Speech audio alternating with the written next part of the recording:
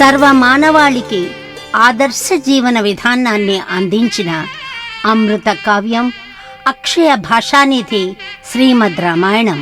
మర్యాదా పురుషోత్తముని మహోన్నత చరిత్ర రామాయణం. సనాతన ధర్మానికి జీవనాడులైన సత్య ధర్మాలను, వాటి ఆవశ్యకతను నిరూపించి త్యాగమయ జీవిత సందేశాన్నందించింది. ఇది భారతీయ గృహస్థాశ్రమ ధర్మాన్ని బోధించే మహాకావ్యం. మనోవికాస రత్నాకరం. రామా అంటేనే ఆనందతత్వం.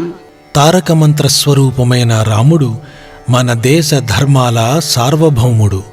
సర్వజనహితం, ధర్మం, వీరం, త్యాగం కలపోసిన అవతారమూర్తి శ్రీరాముడు.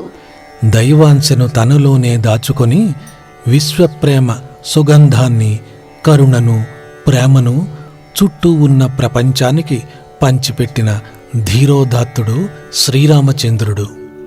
తల్లిదండ్రులను ప్రత్యక్ష దైవాలుగా ఆరాధించే పవిత్ర భావన, భర్తనే దైవంగా ఆరాధించే పాతివ్రత్య నియమం, చేసిన మేలు మరువని కృతజ్ఞతా ధర్మం, జ్ఞానాన్ని ప్రసాదించి వ్యక్తిత్వాన్ని తీర్చిదిద్దే గురువుల ఎడ భక్తి ప్రపత్తులు కలిగి ఉండటం మొదలైన మానవత్వపు విలువలకు రామాయణం గొప్ప నిదర్శనం.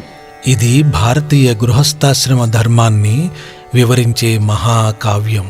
మనిషి నిత్య ఉత్సాహశీలిగా ఉండాలి అంటుంది శ్రీరామాయణం. యావత్ స్థాస్యంతి గిరి యస్సరిస్తాశ్చ మహీతలే తావద్ రామాయణ కథాలోకేషు ప్రచరిష్యతి. భూమి మీద పర్వతాలు, జలము ఉన్నంత కాలం రామాయణ కథ లోకాల్లో ప్రచారంలో ఉంటుంది. రామభద్రుని జీవితం, రామాయణ కథాసారం మనందరికీ అన్ని విధాలా ఆదర్శప్రాయం, సదా ఆచరణీయం. జై శ్రీరామ్.